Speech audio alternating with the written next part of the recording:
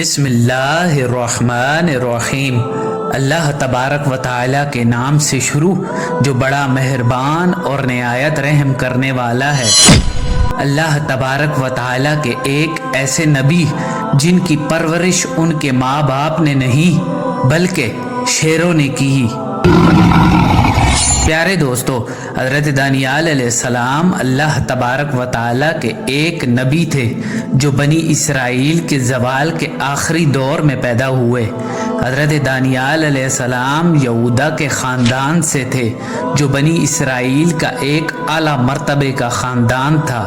جب حضرت دانیال علیہ السلام پیدا ہوئے تو اس وقت مصر کے بادشاہ نے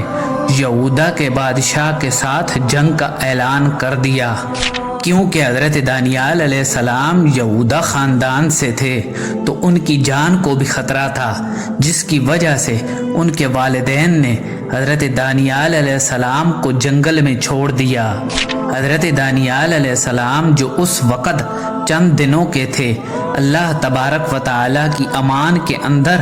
شیروں سے بھرے جنگل میں اکیلے چھوڑ دیے جاتے ہیں، اور پھر اللہ تبارک و تعالیٰ حضرت دانیال علیہ السلام کے لیے ایک شیر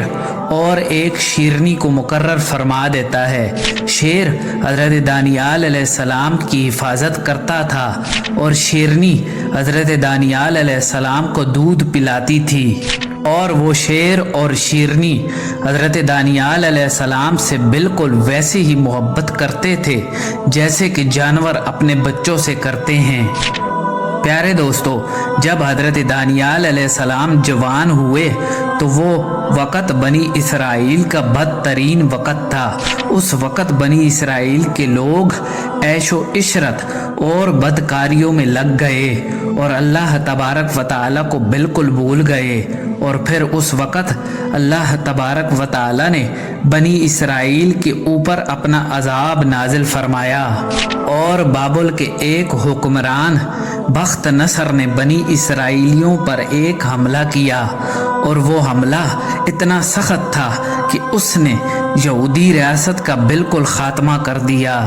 بخت نصر نے بہت سارے یہودیوں کو قتل کیا، اور جو باقی بچ گئے اس نے انہیں قید کر لیا، اور ان قیدیوں میں حضرت دانیال علیہ السلام بھی شامل تھے۔ اب یہاں سے قصہ شروع ہوتا ہے حضرت دانیال علیہ السلام اور مصر کے ظالم حکمران یعنی بخت نصر کا۔ پیارے دوستو، ایک رات بخت نصر نے بہت ہی برا خواب دیکھا، اور صبح ہوتے ہی اس نے تمام جادوگروں اور نجومیوں کو اپنے دربار میں بلا لیا اور ان سے کہا کہ میں نے ایک بہت برا خواب دیکھا ہے اور مجھے اس خواب کی تعبیر چاہیے۔ تو ان سب جادوگروں اور نجومیوں نے کہا کہ ہم خواب سنے بغیر تمہیں اس خواب کی تعبیر کیسے بتائیں؟ تو بخت نصر نے کہا کہ مجھے خواب تو نہیں معلوم، لیکن مجھے اس خواب کی تعبیر چاہیے۔ میں تم لوگوں کو 3 دن کا وقت دیتا ہوں، اور ان 3 دنوں کے اندر اگر تم لوگوں نے مجھے میرے خواب کی تعبیر نہیں بتائی تو میں تم سب کے سر قلم کر دوں گا۔ پیارے دوستو، اب یہ بات آہستہ آہستہ پورے محل میں پھیلتی گئی، اور کسی طریقے سے حضرت دانیال علیہ السلام تک بھی پہنچ گئی، اور حضرت دانیال علیہ السلام نے ایک شخص کو جس کا آنا جانا محل کے اندر تھا اس سے کہا کہ کیا تم بخت نصر کو میرا یہ پیغام پہنچا سکتے ہو کہ میں اس کے خواب کے بارے میں بھی جانتا ہوں اور اس کی تعبیر کے بارے میں بھی جانتا ہوں؟ تو اس شخص نے کہا کہ ہاں، میں ایسا کر سکتا ہوں، اور پھر اگلے ہی دن اس شخص نے بخت نصر کو جا کر بتایا حضرت دانیال علیہ السلام کے بارے میں کہ ایک شخص ہے جو آپ کے خواب کے بارے میں بھی جانتا ہے اور اس کی تعبیر کے بارے میں بھی جانتا ہے۔ جب بخت نصر نے یہ بات سنی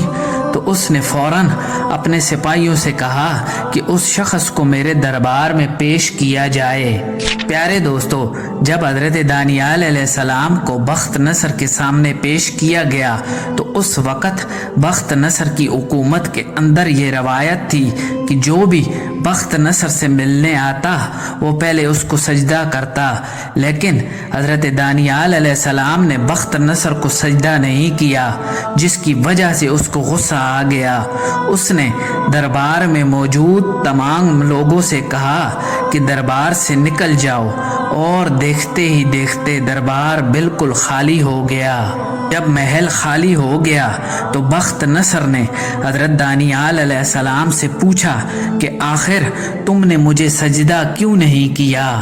تو حضرت دانیال علیہ السلام نے ارشاد فرمایا کہ میرے اللہ نے مجھ پر کسی اور کو سجدہ کرنا حرام کیا ہے، اور میرے اللہ نے مجھے یہ علم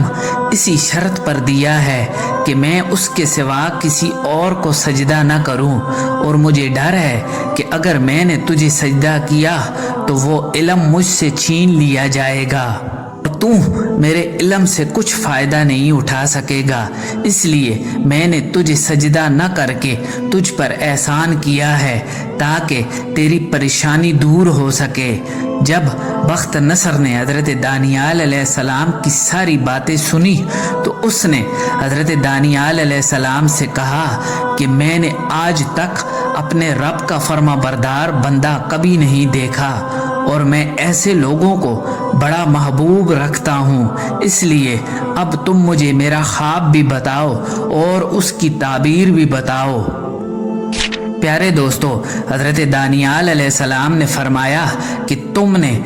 خواب میں ایک بہت بڑا بت دیکھا ہے جس کے پاؤں زمین میں تھے اور سر آسمان میں، اور اس کا اوپر والا حصہ سونے کا، درمیانہ چاندی کا، نچلا تانبے کا، اس کی پنڈلیاں لوہے کی تھی اور پاؤں پتھر کے، اور تم اس بت کو دیکھ کر حیران ہو رہے تھے کہ اتنے میں اللہ تبارک و تعالی نے آسمان سے ایک بہت بڑا پتھر پھینکا جو اس بت کے سر پر پڑا اور اسے پیس کر رکھ دیا، اور پھر تم نے دیکھا کہ وہ پتھر بڑا ہوتا گیا اور پھیلتا گیا، اور دیکھتے ہی دیکھتے ساری زمین اس سے بھر گئی۔ پیارے دوستو، جب بخت نصر نے اپنا خواب سنا تو وہ حیران رہ گیا، اور اس نے کہا کہ ہاں، میں بالکل یہی خواب دیکھا ہے، اب مجھے جلدی سے اس خواب کی تعبیر بھی بتاؤ۔ تو حضرت دانیال علیہ السلام نے فرمایا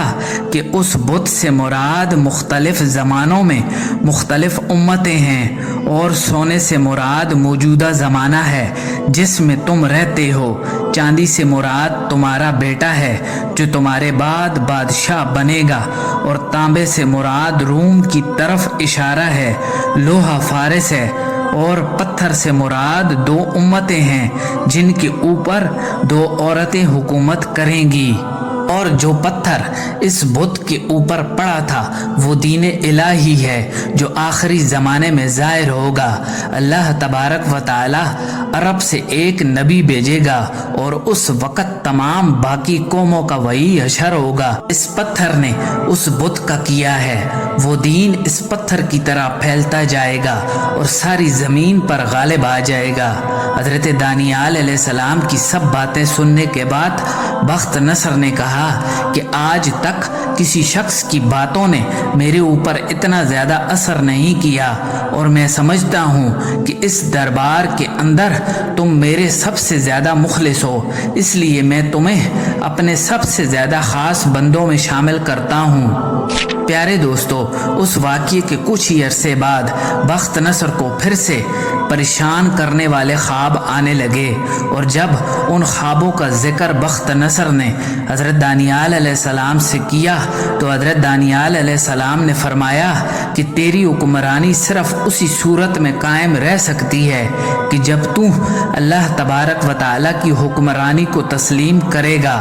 حضرت دانیال علیہ السلام نے اسے نصیحت کی کہ اس صورتحال سے بچنے کے لیے غریب بندوں کی مدد کر، پھر شاید اللہ تبارک و تعالی بھی تجھ پر رحم کرے۔ لہٰذا اس کے بعد بخت نصر نے حضرت دانیال علیہ السلام کی اس نصیحت پر عمل کیا، اور اس نے بنی اسرائیل کے لوگوں کی خوب مدد کی، یہاں تک کہ ایک شخص بھی بھوکا نہ رہا۔ اس طرح بخت نصر پہ آنے والا عذاب ٹل گیا، اور ملک کے اندر امن اور خوشحالی پھیل گئی۔ پیارے دوستو، بخت نصر کا جب انتقال ہوا تو اس کے بعد تخت پر اس کا بیٹا بیٹھ گیا جو کہ بہت ہی عیاش اور نالائق بادشاہ تھا، اور اس محل کے باقی وزیر جو حضرت دانیال علیہ السلام سے جلتے تھے انہوں نے بادشاہ کو حضرت دانیال علیہ السلام کے خلاف بڑکانا شروع کر دیا۔ انہوں نے کہا کہ دانیال نہ تو آپ کو سجدہ کرتا ہے اور نہ ہی وہ بابل کی سلطنت کا خیر خواہ ہے، بلکہ وہ تو یہ کہتا ہے کہ جلدی بابل کی سلطنت ختم ہو جائے گی اور اس کے خدا کی حکومت قائم ہو جائے گی۔ اب یہ باتیں سن کر اس بادشاہ کو بہت غصہ آیا اور اس نے یہ حکم دیا کہ حضرت دانیال علیہ السلام کو بھوکے شیروں کے آگے ڈال دیا جائے۔ جب حضرت دانیال علیہ السلام کو بھوکے شیروں کے آگے ڈالا گیا تو اللہ تبارک و تعالیٰ کی قدرت سے ان بھوکے شیروں نے حضرت دانیال علیہ السلام کو کوئی بھی نقصان نہیں پہنچایا، اور جب صبح ہوئی تو لوگوں نے قید خانے میں دیکھا تو وہ لوگ حیران رہ گئے۔ انہوں نے دیکھا کہ شیر ایک طرف بیٹھے ہیں اور حضرت دانیال علیہ السلام ایک طرف۔ یہ دیکھ کر وہ لوگ سمجھ گئے کہ آپ ایک نیک شخصیت ہیں، لیکن اس وقت تک بہت دیر ہو چکی تھی۔ پیارے دوستو، اس وقت فارس کے بادشاہ سائرس نے بابل کے اوپر حملہ کیا اور بخت نصر کے بیٹے کی حکومت کو بالکل ختم کر دیا۔ سائرس نے حضرت دانیال علیہ السلام کو قید سے آزاد کروایا اور عزت کے ساتھ اپنے دربار میں اپنا وزیر مقرر کر دیا۔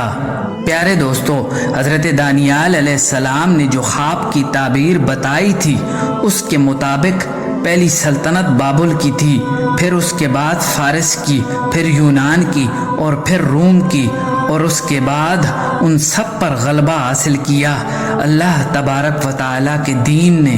یعنی اسلام نے۔ بے شک اللہ تبارک و تعالیٰ کا دین اس دنیا میں غالب آ کر رہے گا۔ پیارے دوستو، ملتے ہیں ایک نئی ویڈیو کے ساتھ۔ اللہ نگہبان۔